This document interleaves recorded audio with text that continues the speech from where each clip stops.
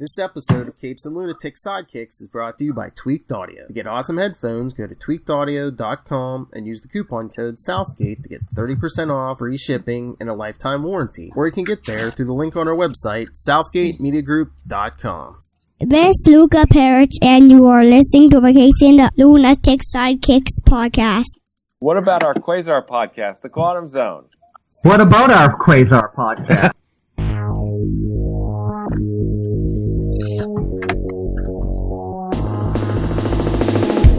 Wendell Vaughn, the first Earthman ever appointed Protector of the Universe. Bonded to the energy-transforming quantum bands that are both weapons and symbols of his station, he fights an ongoing battle to defend all life in the universe from cosmic evil as Quasar. Hello and welcome back to the Quantum Zone, episode 147. I am Phil, joining as always, Master of the Quantum Zone.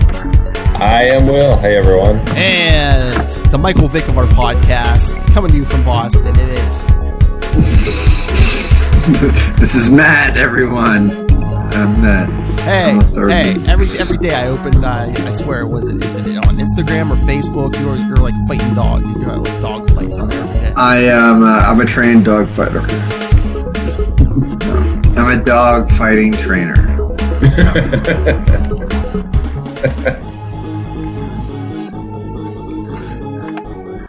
That's right, kids. Don't let that easygoing Santa-like exterior fool you. No, I like animals. I like to see who is the strongest animal at fighting. Oh, too. I like those animals the best. And then, are you a Pokemon trainer too? Yes, I do Pokemon Go trials. I think that's still going. Yeah. So his dog is strongest one there is. Oh, but next week a Marvel 2-in-1, so get your Ben Grimm. Gonna get your Ben Grimm on next week, Kona. Oh wow! Gotta get the old oversized trench coat, fedora, and sunglasses ready to. That's right. Yes, I was talking to Will before you jumped on. It's been a while, but I renewed my Marvel Unlimited subscription.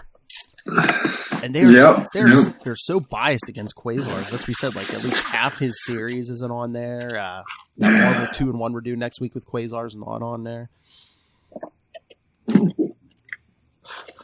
Yeah, I mean,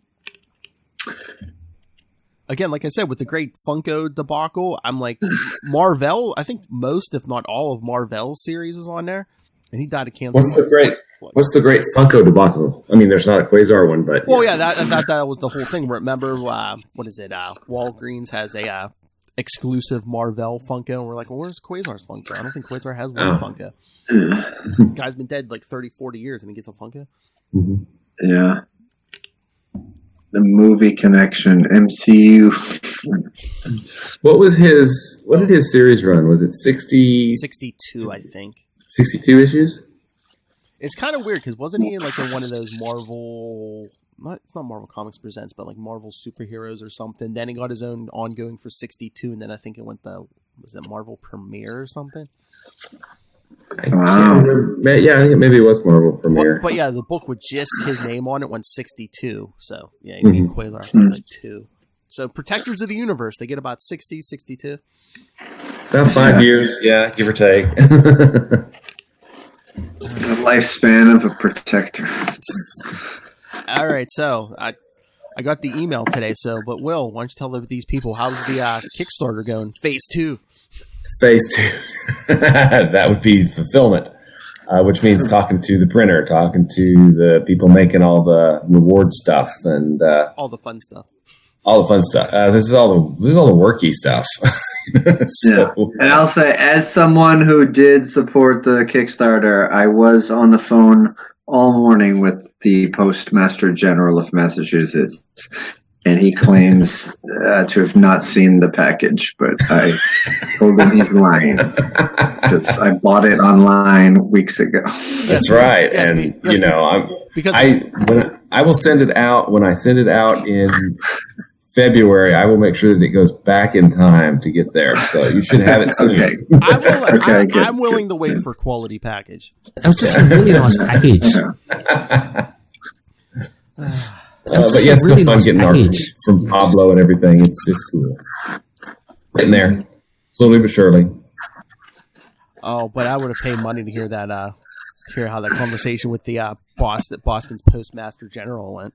Yeah, whatever. Where's your package? Yeah, did you hear yourself? What are you talking about? Get out of here. Nah, you ever heard of email? Yeah. Crossover what? What? Arkansas? Is that another country? That one of the third world countries. They need different stamps for that one. Yeah. Go get your passport. Go get it yourself. Yeah. All right. So, yeah. So, what's up? Yeah, like I said, I renewed my Marvel Unlimited and I renewed DC Universe. So, yeah, I'm going to be. And then, like I was telling Will, I got some Amazon gift cards. I bought myself a nice new tablet because it's been probably like at least 8 or 10 years since I got a tablet. So, whenever they're on Marvel Unlimited, you'll see me reading the issues. But like I said, Quasar 59, tonight's issue, not on Marvel Unlimited. Of course not, because you would think if not Quasar, I mean, Thanos is in this thing. Come on, the kids love Thanos these days. Come on. Yeah. Big cover too, you know. You could like reprint it and like put on the cover. You know him from Infinity War and Endgame. Quasar. Oh, whoops! Wait, no. Darn it! I hope we get Quasar in the movie soon, either Guardians of the Galaxy or Eternals, something. Yeah, I hope so too. Just so that we can buy Quantum Band toys. You know, would that not be cool? I'll start with a Funko or a figure, maybe a T-shirt. Yeah, work your way up to Quantum Bands, but I mean, we're gonna get a female Makari in Eternals, so I mean.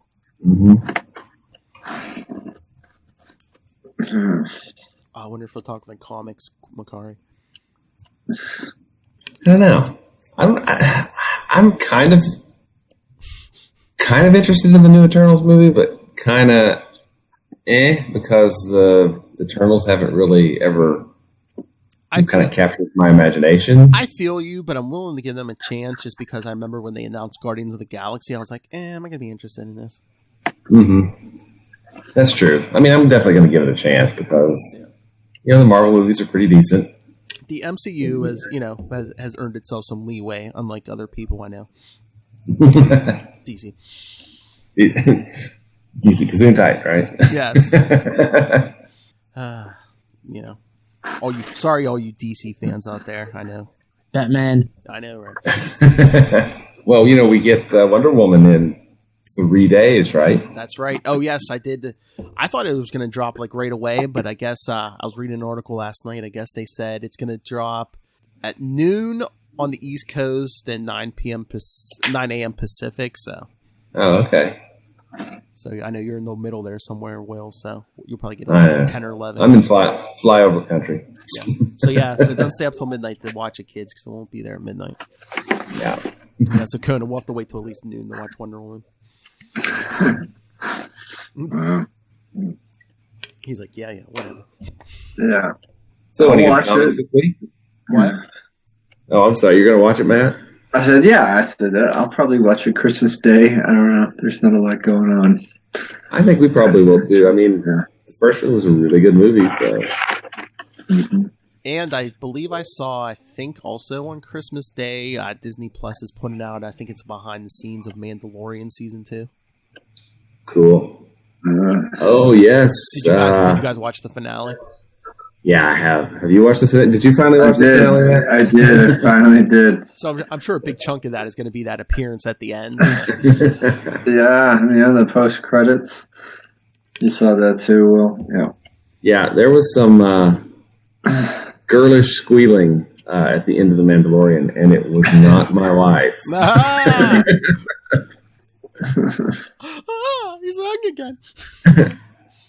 And then I texted the boys. I won't tell you what I texted them, but I didn't spoil it for them. I was just like, And then they posted back. They texted back later, like same thing I did. So I mean, I guess we can spoil it here because I mean, every article I see now spoiling both things. Mm-hmm. You know, we got a CGI de-aged Luke Skywalker. Mm-hmm. And at the end, we get the announcement of the Book of Boba Fett. Uh-huh. Yeah. I saw a meme, you know, how did he go from a Mandalorian to being Aquaman's dad? You know, there's some cross-universe stuff going on there. Well, I just saw one talking about Boba don't care about his dad bod. I saw some of those too. But yeah, I guess they're doing. I guess people were confused, but I guess they are doing a Mandalorian season 3 and the Book of Boba Fett. That's cool. Well, and I guess Ming-Na Wen is still going to be in the Book of Boba Fett. Yeah. She's awesome. Heck yeah. Yeah, they didn't announce when season 3 of Mandalorian's coming, but I think they what is it? The Book of Boba Fett's coming next December. So long time away. Well, between then we get WandaVision, got Falcon Winter Soldier. Yeah, at least 1 or 2 coming later in the year. Is Hawkeye coming the end of this year? Maybe the fall. They're just filming that, right? I mean, that's but I think it's coming like the end of 2021. So gotcha. Oh, and What If's coming at some point. They said there's a few episodes. They got Chadwick Boseman did record his voice for a couple of those episodes. Oh, that's cool. It's very cool. Yeah, it was in the trailer, so I'm not spoiling anything. Yeah, there's one where like Yondu picks him up instead of Peter Quill. Oh, that's an interesting mix. Yeah. Not something that I would have put together. I know. That's the only thing I'm not gonna like. Probably because I'm such a big fan. It's just like it's probably all gonna be like MCU centric. There's probably not gonna be comic book. Yeah.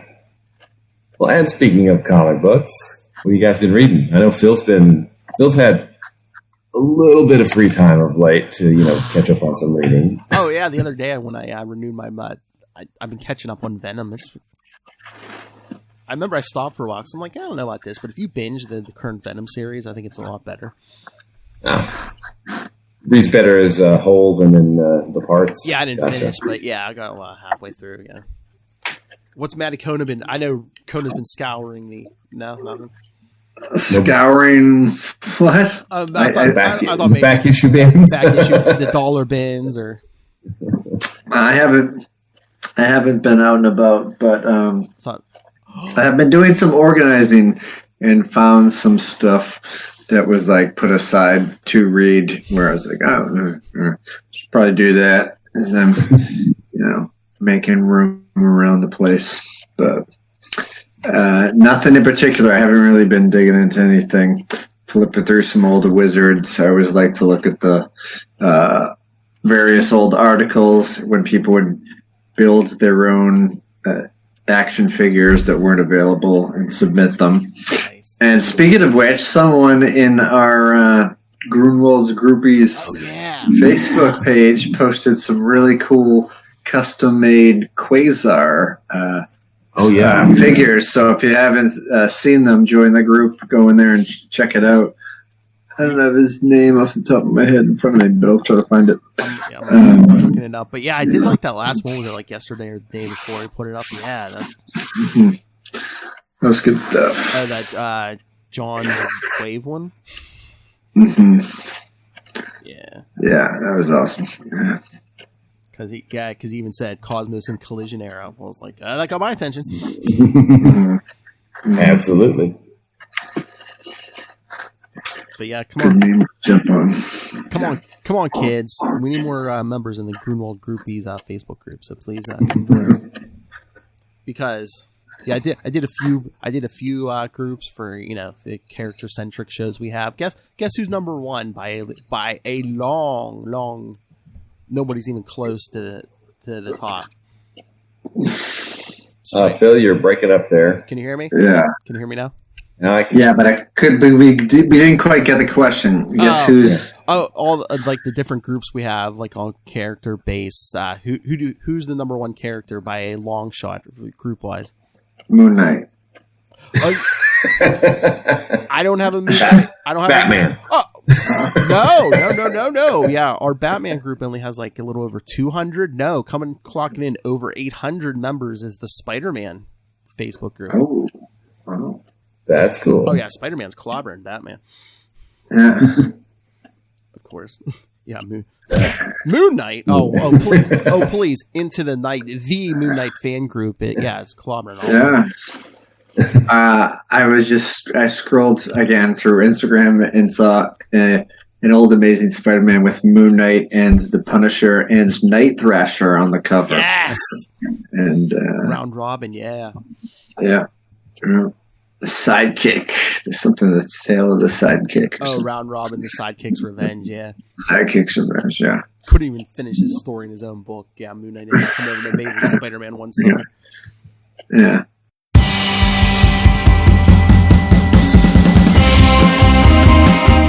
Hi, I'm one of the High Priests of Khonshu Ray, and I have the sacred privilege of providing you, the loony listener, with a podcast honouring Marvel's very own Moon Knight.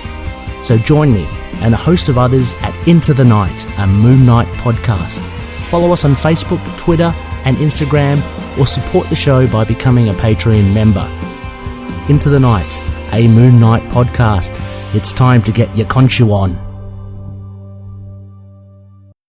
All right, so should we get to this issue? Let's dig in.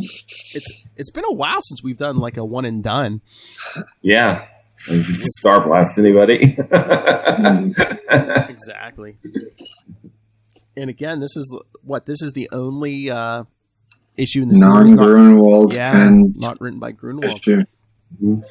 Because Quasar 59. Look, there's Starfox, and hey, that guy in the back. I don't know if you know who that is. Yes, so Quasar 59 from June 1994. Like we said, not written by Gruenwald, written by Ron Mars.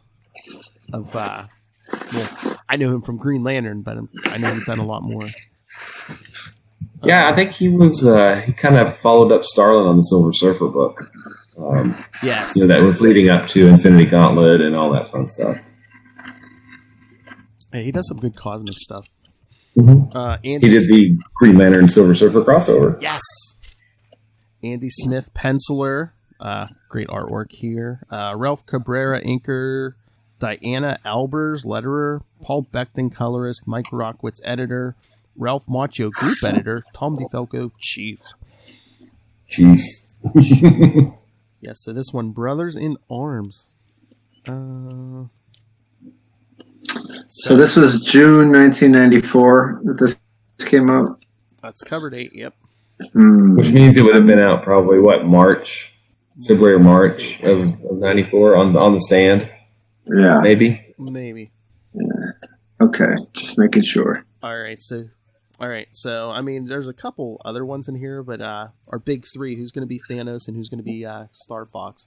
Who's going to be the Fox? Which one do you want, Matt?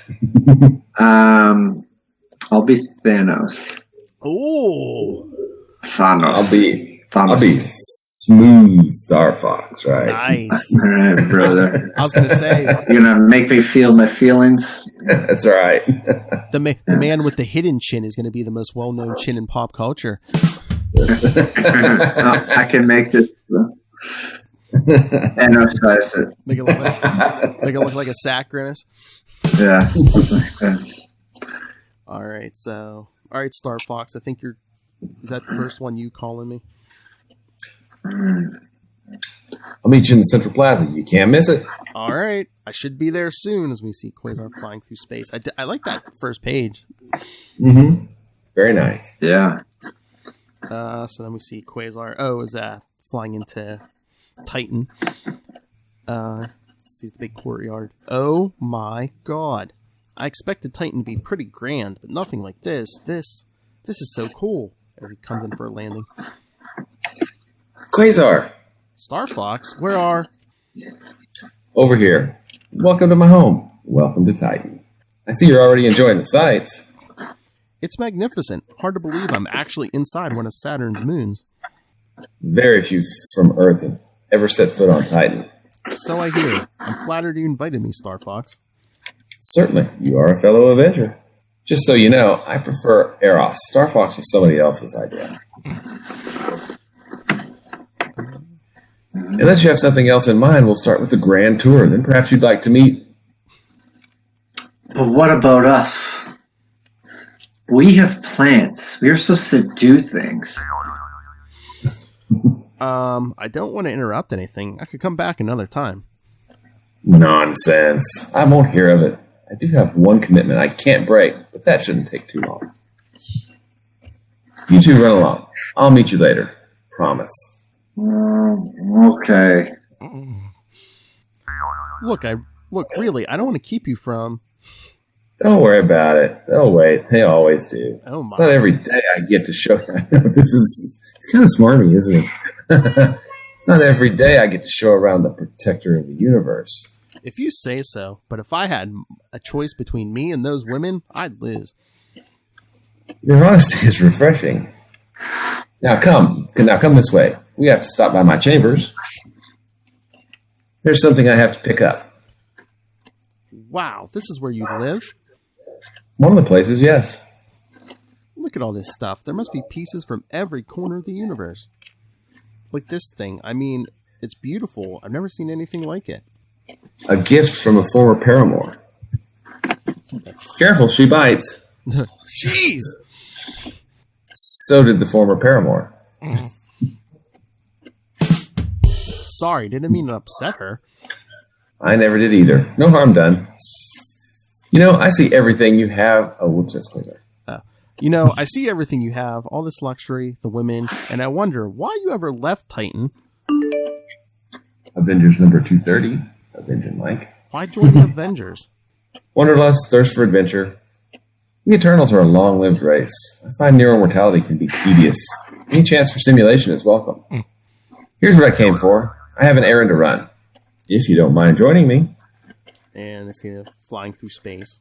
This is so remote, Eros. I've never been in such a desolate spot. Exactly the kind of place I need. Wasn't he in a black hole in Cosmos in Collision? And what about Marvel's tomb? I mean... Exactly. It's pretty desolate. The White Room? White Room, yeah. For what? You still haven't explained what we're doing out here. Wait, I was going to say the waiting room of Vaughn Security is a desolate place, too. Yeah. They don't get a lot of business.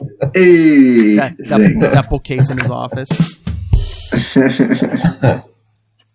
This is something I do every year. A tradition, I guess you'd call it. Oh, a holiday, eh?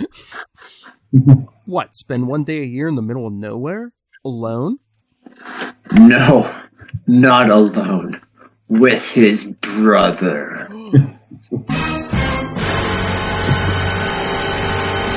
Thanos? If you've come here looking for a scrap, I'd be happy too. Easy, Quasar. Thanos will do no harm today. Not this day. Why? Why is today so special? We call it the truce. Growing up, my elder sibling and I did not have the most harmonious of relationships. Our disagreements were at times quite violent, a fact that came to concern our father greatly. So Mentor commanded that one day we would set aside our differences and remember the same blood flows in our veins. It's a practice we continue this day. I don't forget that no matter what Thanos has done in the past, he's still my brother. This is true? Indeed. You need not fear me today, Quasar. You are here with my brother, and the charity I afford him extends to you. I can hear Brolin saying that right now. How can I trust you? We have fought bitterly in the past. Infinity Gauntlet number 4, for instance. Mike? You don't hold a grudge against me or covet the power of my quantum bands? He holds one up. I wish to be the protector of nothing, much less the universe.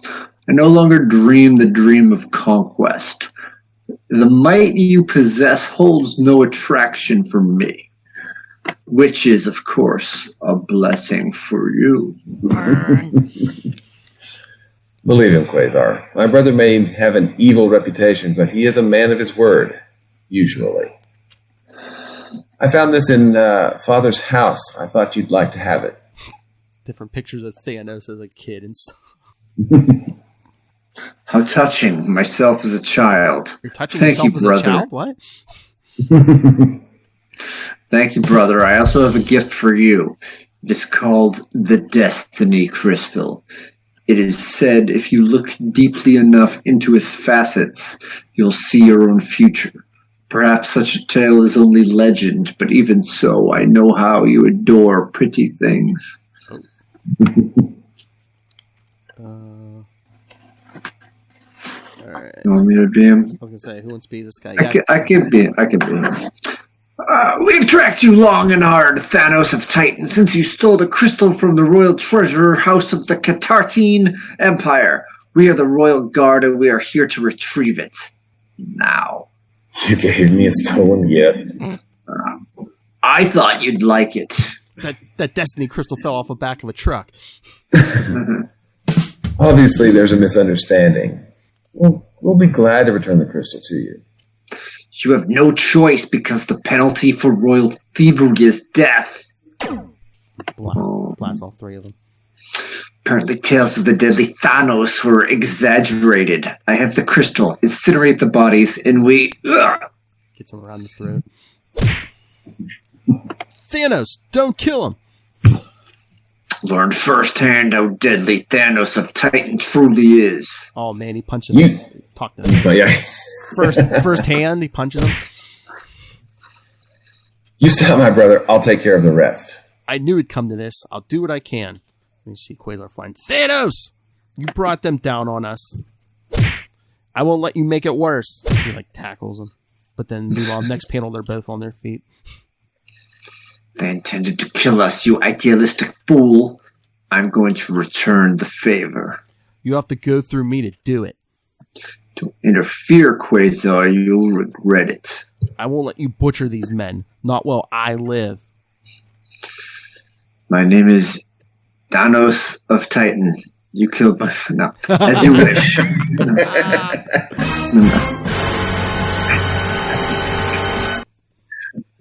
As you wish. It looks like he's powering up, and then he raises his hand over his head. It doesn't come down. You have courage enough to call my bluff, Quasar. Admirable. I previously gave my word, and the word of Thanos is bond. You will suffer no harm in my hand, for now.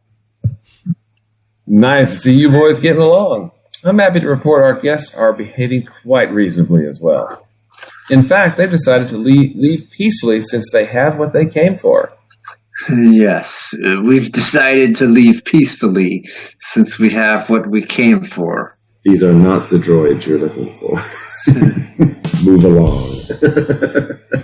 You did that, didn't you, with your mental powers?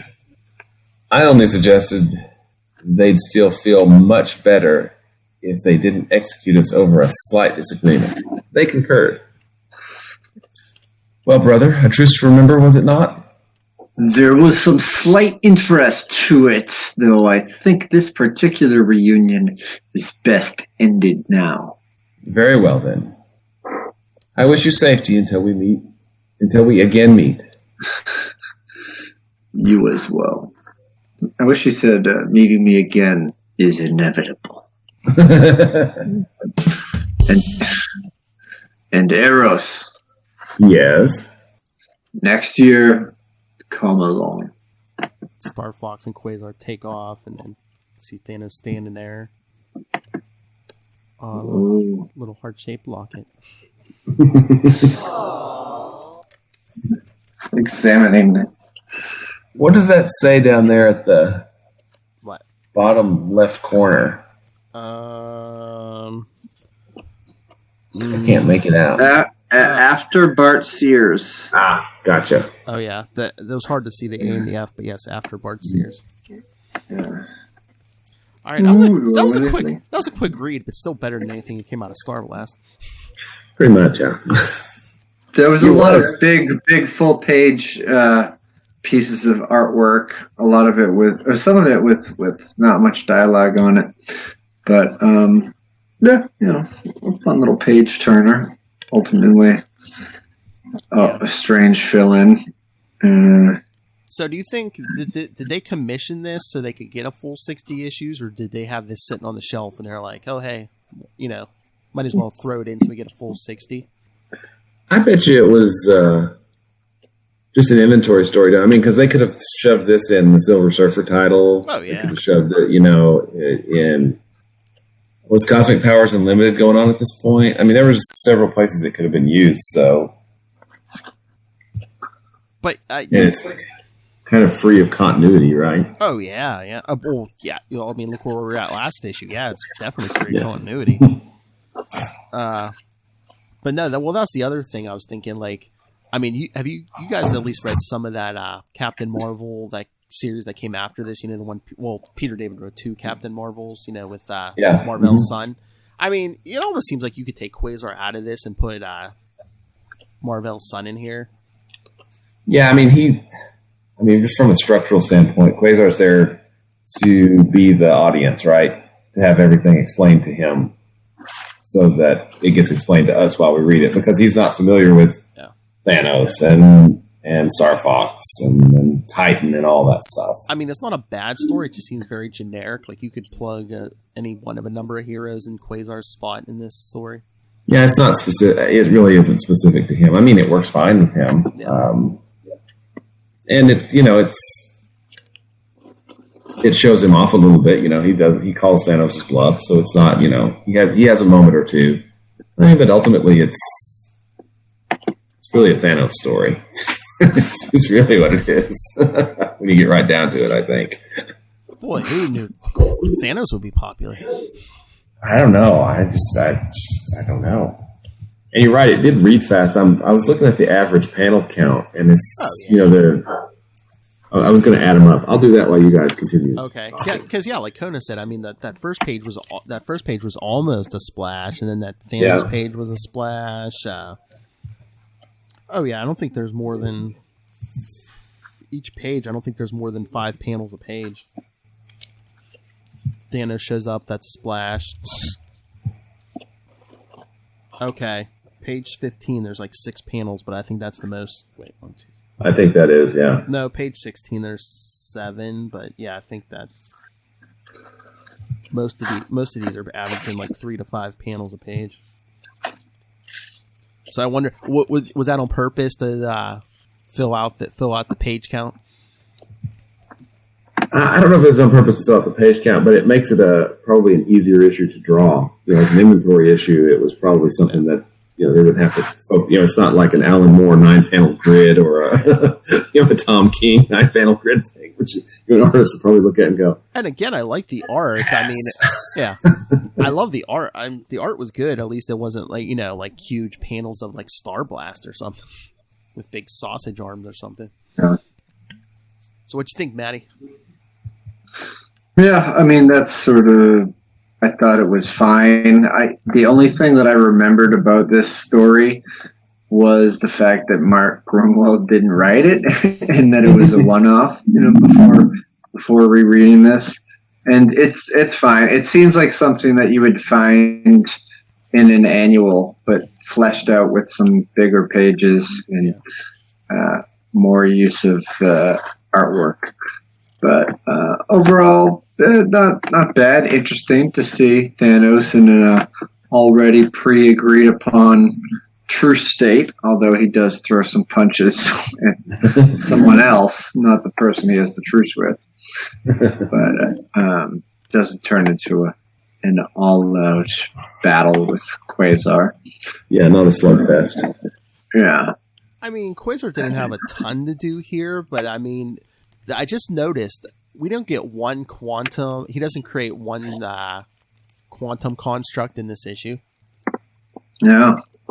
Instead of trying to be smart, like he, sometimes in a Gruenwald, instead of like trying to bubble up Thanos, he just like tackles him.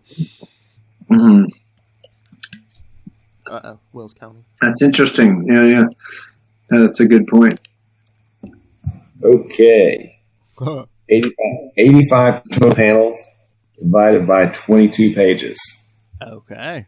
So 85 divided by 22. Okay. You want the average? 85. 3.86. So yeah, I mean that's That's not super dense. I mean, older Marvel comics, they probably averaged maybe 6-7 panels a page. I think newer comics average about 5 panels a page. So this was quick, but it's not a bad issue. It's a good issue. I mean, it's not a Quasar issue, but it's not a bad story. I mean, the art's good, the writing's good. Yeah. This would be a good Marvel Comics Presents, when there's the flip one half over, and then it's Wolverine and the Ghost Rider on the other end or something. Yeah. But yeah, of course, Mark Gruenwald and Paul Ryan and Danny Bulanati did the Quasar story in Marvel Comics Presents. So there you go. True. Yeah. But yeah, I mean, this is an easy read. It's well laid out. The storytelling is clear. It's a good issue. It's not, and Matt's right. It's not by Grunwald. That's obvious to us. Yeah, but I mean, considering it's not a Gruenwald, it's not bad. But I mean, if you're not familiar with Quasar, you could read this issue. I mean, you're not going to learn a lot about Quasar, but he's protected the universe. Okay, he has. He's got quantum bands. Yeah, he has battled Thanos before. But Will, did you hear what Phil pointed out about him never using constructs, quantum constructs in this issue? Yeah, that's I feel weird. like that's so interesting. Like, I wonder. I kind of go through all 60 issues to see how many issues did he not make a quantum construct with. I mean, I know a lot of them he didn't have his bands. He didn't have the bands. Yeah, that's right. But there may have been some of them. There were constructs in some of those because Marvel Boy had, that's true. And made some constructs. Yeah. So here's a question for you guys. I mean, I know this is kind of way down the road for us, but which writer that has written Quasar do you like his take or her take the best? I mean, the first one that came to mind when you said that, was that Abnett who wrote those Nova issues? Yeah, Dan Abnett and Andy Lanning, I think. Maybe they co-wrote them. I thought that was decent. Mm-hmm. What about you? See, I don't have a clear name association in my head. So if I were to be presented with some examples of Quasar in a certain story, like what was the group that he was in with Rocket Raccoon and Guardians of the Universe. No. Galaxy. No. What is it? The Quasar, and I think Quasar and Rocket were in it, and there was Beta Ray Bill, and that was you know what I'm talking about? The Annihilators. Yeah, Annihilators. That's right. Yeah. I think that was by Abnett and Lanning as well. Oh, was it? Okay. Yeah. Because even though it was a group book, so it wasn't really like that focused on Quasar or his backstory or whatever, I thought that this more modern, because in years since the book ended and he became involved with this, who knows what's happened. But I thought it was all right in that. But I don't have any other clear examples that are jumping out at me. So, I was thinking about how he was portrayed in those Busiek Perez Avengers, in the Morgan Conquest, which I thought those were pretty good. But the first thing that came to my mind would probably be the Wade and Waringo issues of Fantastic Four that he showed up in, which I thought were pretty well done too. And then, of course, you're right, the Abnett and Lanning stuff. That was the only Quasar we were getting, but it was also good Quasar, because he came back. Of course, they're the ones that killed him. But they brought it back. Yay! And I thought that the team up with Nova was really good. They had them as kind of, just buddies, which I thought was kind of neat. And then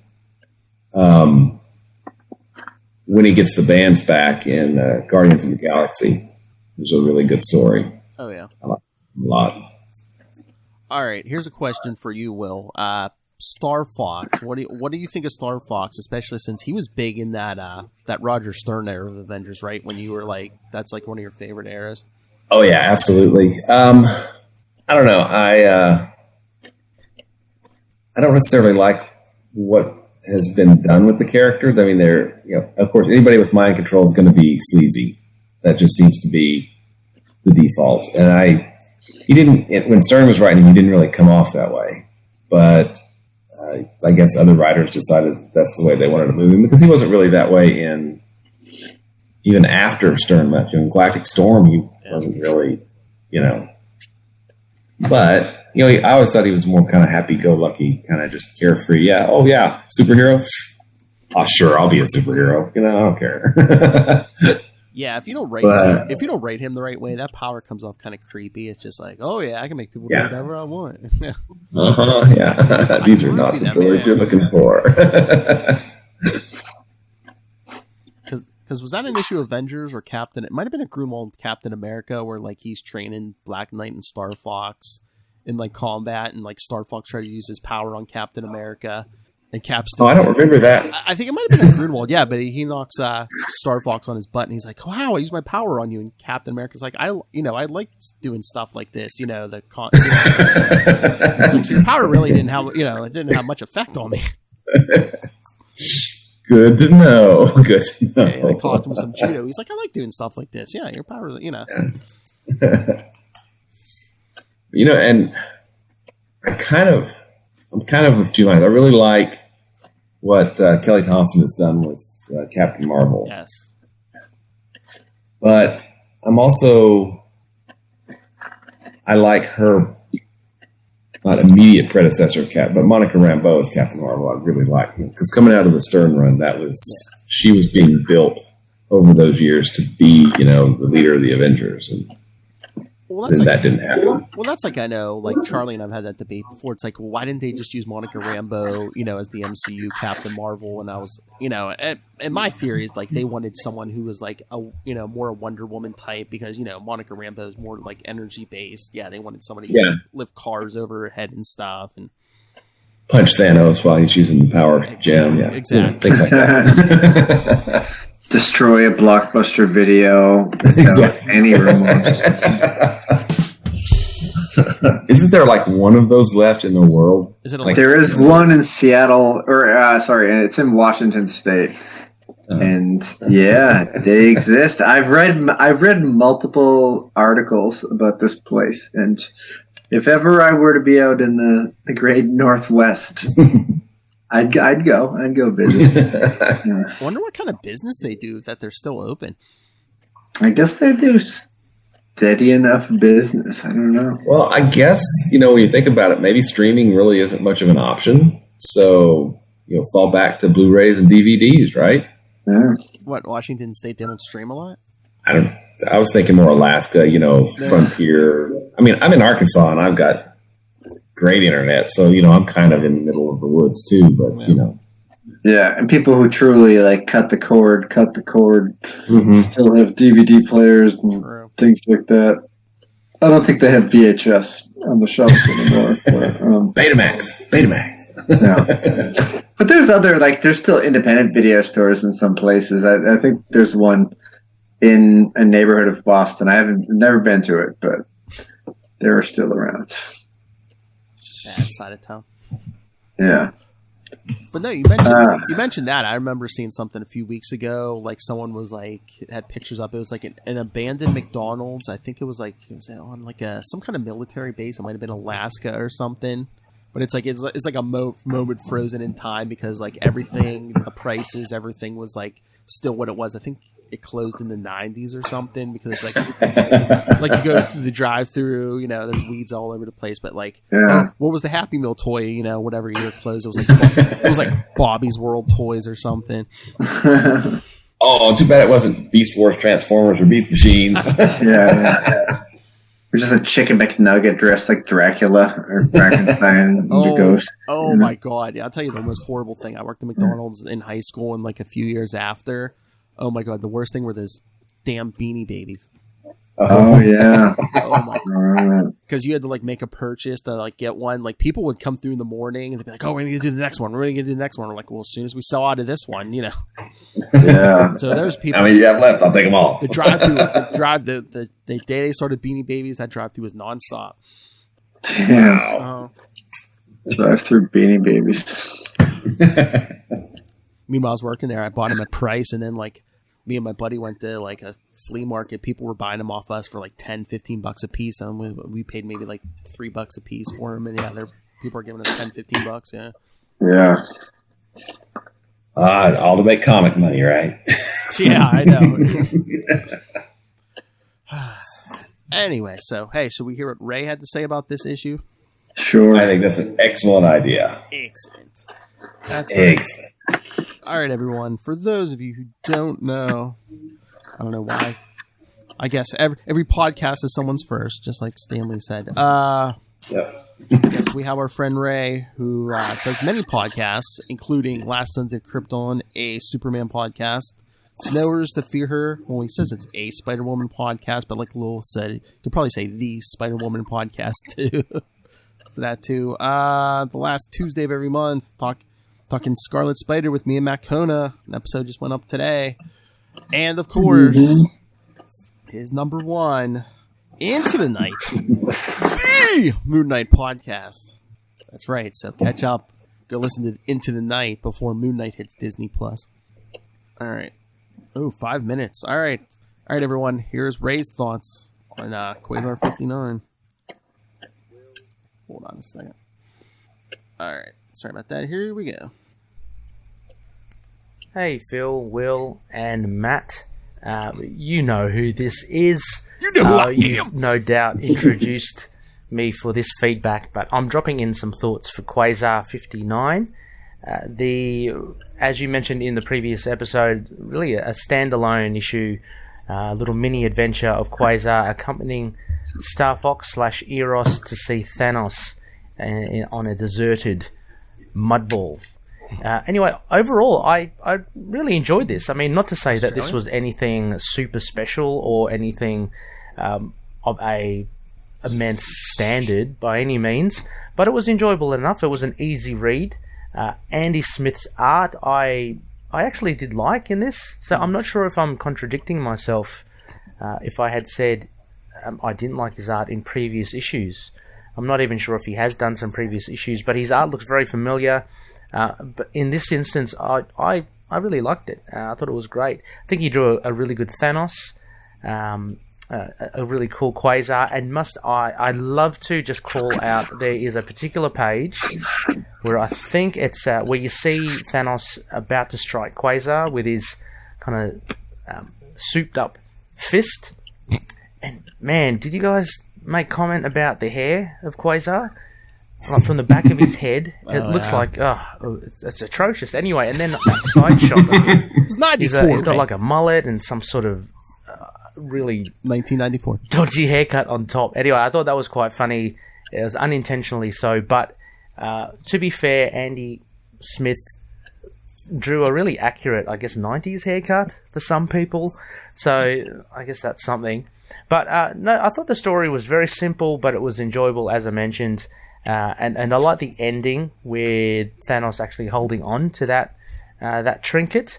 I had to actually go back and reread what the significance of it was, and yes, lo and behold, if you look into it deep enough, you can see your own future. So it is something of worth, I guess, for Thanos, and it kind of just leaves things up in the air again as to his motives or future motives.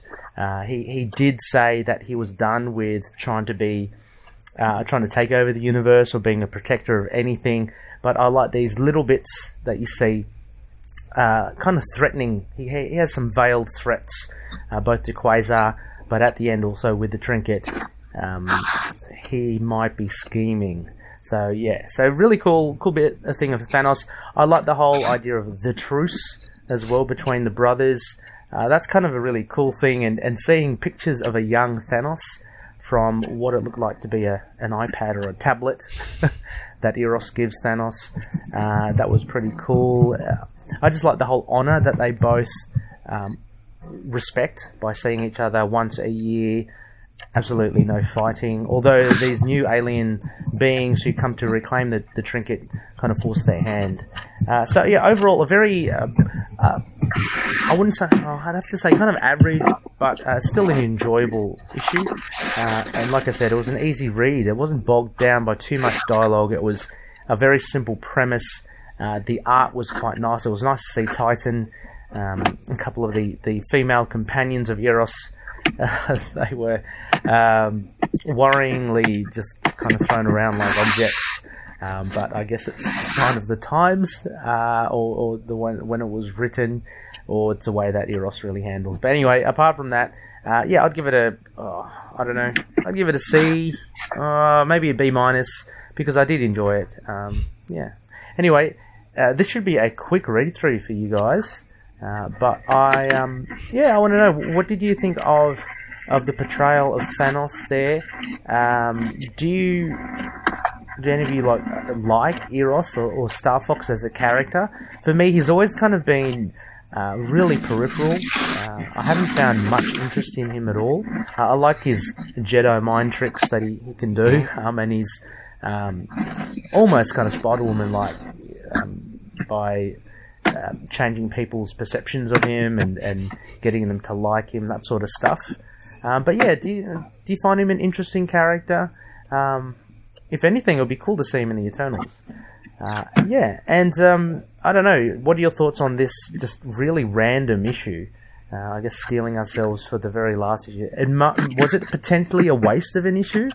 Like, could they have used one issue to have expanded a bit more just before the final issue? Anyway, I'll leave it at that. I'll be happy reading and I'll be happy listening. Catch up. Boy, I was waiting for the plug. You know, he has powers just like Spider-Woman, who you can hear every month on my podcast. To know her is to fear her, a Spider-Woman podcast. Dropping the ball, Ray. But yeah, this one was a quick... When he said soon, I think he might have said that on our podcast, but... What? Yeah. No, what did he say? Sorry. Oh, well, he said on our Spider-Man, the Spider-Cast, that his A Spider-Woman podcast is soon to be the Spider-Woman podcast. So what does that mean? If there was another Spider-Woman podcast, they quit, he bought them out, ran them out of town.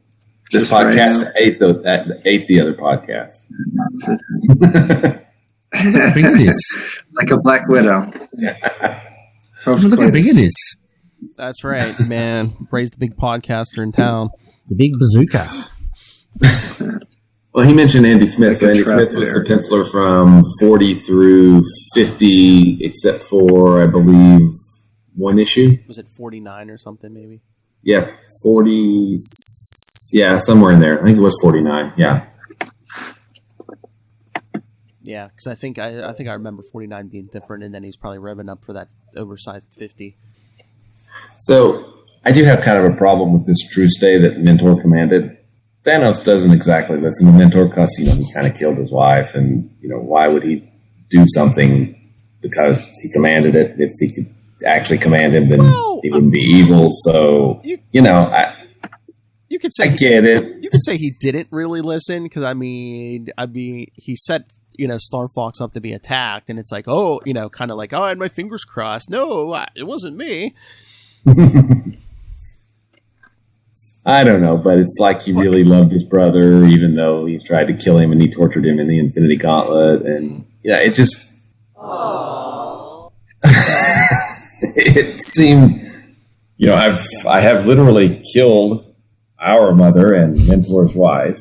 I have killed half the universe and undone that, and all these other things. I've killed individual stars. I've done all this bad stuff, but because my father commanded us to have a truce day where we could just hang out as bros, I'm going to do that. It just seems a little far-fetched to me, but the whole plot of this story seems a little generic. The one family tradition to keep. Yeah, I know. But no, I mean the whole story seems a little generic because it almost seems like something Loki would do more than Thanos. Yeah, I can see that. Like tricking someone else into attacking his brother. Yeah, exactly. Yeah, I mean, but it's not a bad story. It's not bad. Just don't think about it too much because, I mean, I don't know. Thanos is not one of my favorite guys. Okay, and I get it. A lot of people love him, and hey, more power to you. That's good. But I don't know. There's a lot about Thanos that bothers me in particular, but that's just me. I get what you're saying, but I like him. I don't know, half the time. 50%. That sounded like that was thought out. That was not a snap decision. That's. Oh yeah, I was thinking of that for a while. It was inevitable.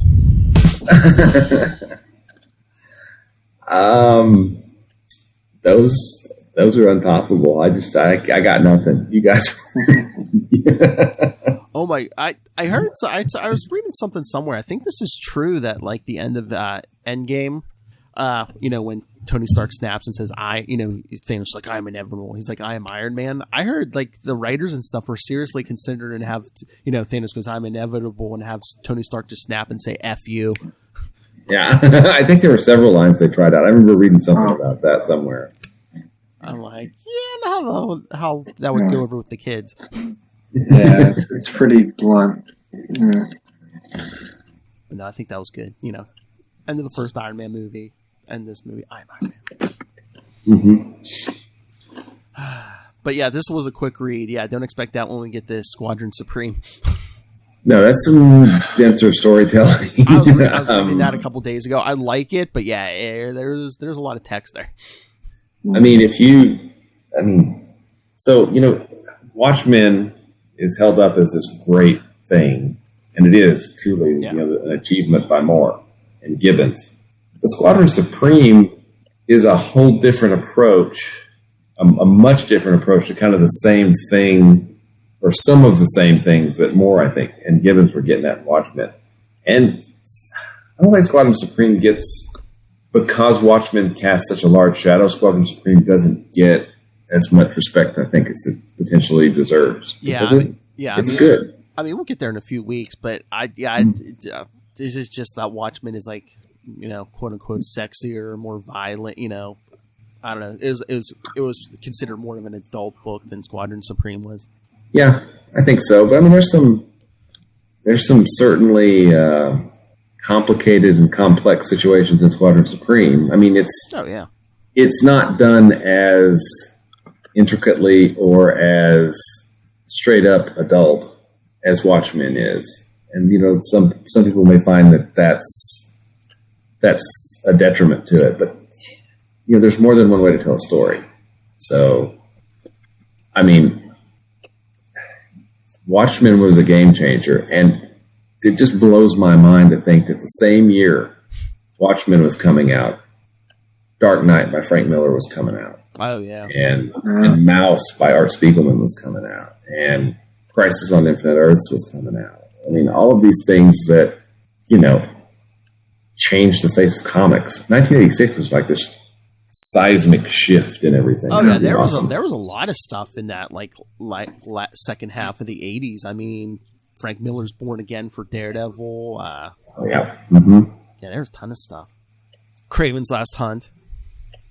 Actually, I think Born Again came out at the end of 86. It started, I think, in the end of 86, and Dark Knight was at the beginning of 86. So, yeah. Yeah, it was pretty close, but yeah.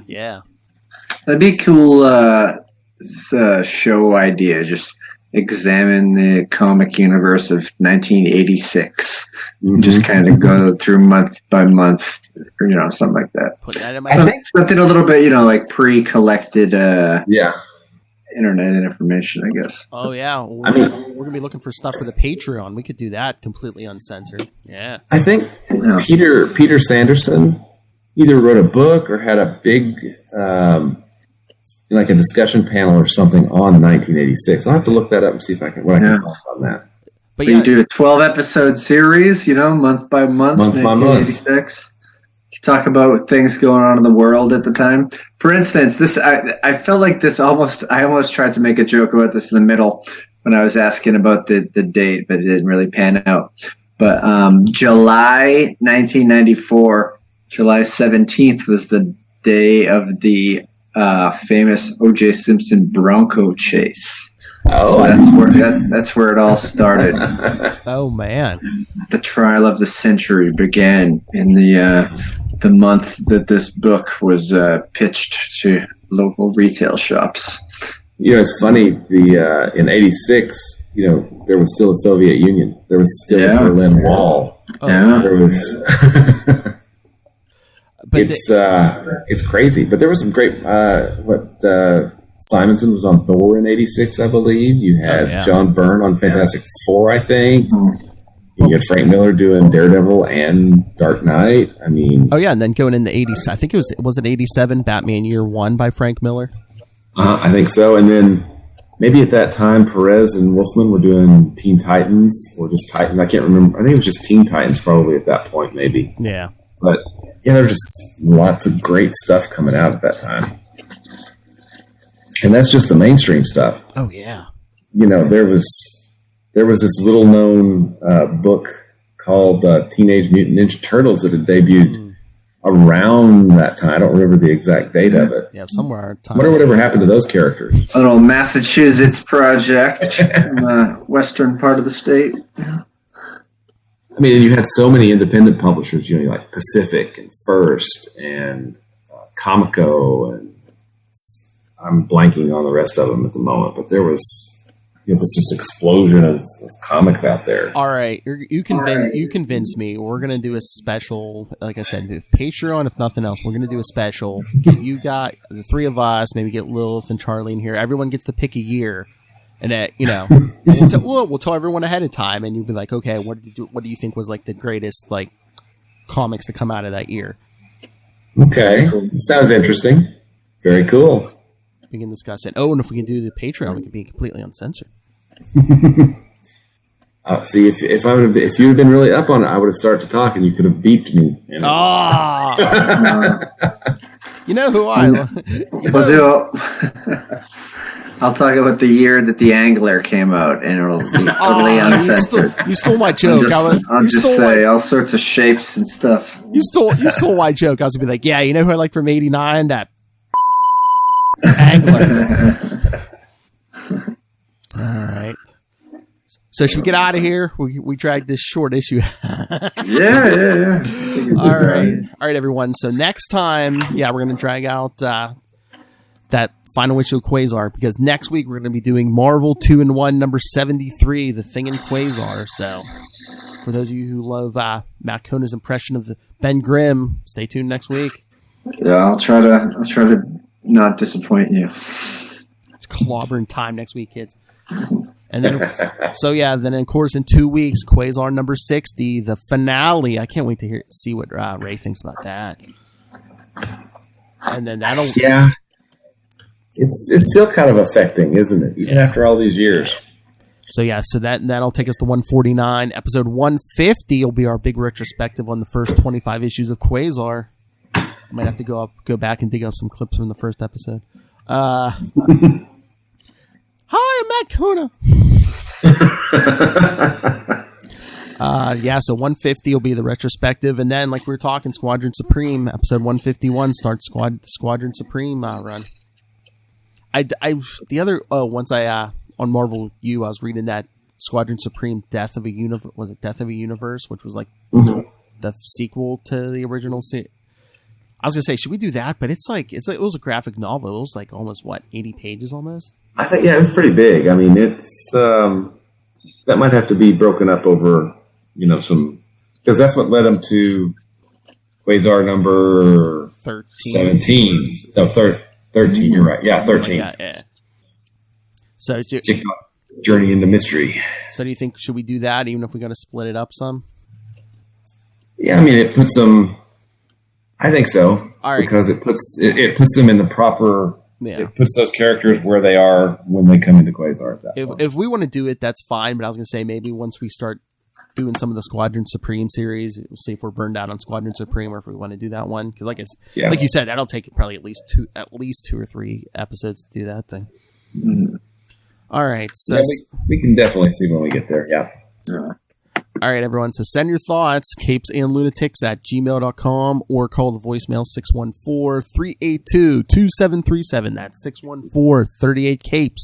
Don't let Ray hog all the fun. And like I said, we got Soshin feedback for the retrospective. Awesome. Hey, Soshin. Turn right now. There, for those of you who've been listening for a while.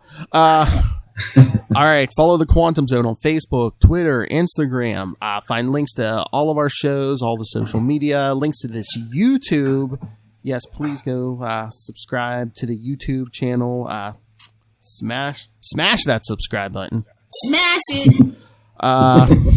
Links to the Patreon, where we may be doing specials like, hey, this year in comics. Links to everything, merchandise, everything all in one place. That's Linktree, linktr.ee/capesandlunatics. And remember to support our sponsors. Tweaked Audio. Get yourself some nice headphones. Hunt's a Killer. You should be buying more games since you shouldn't be leaving the house.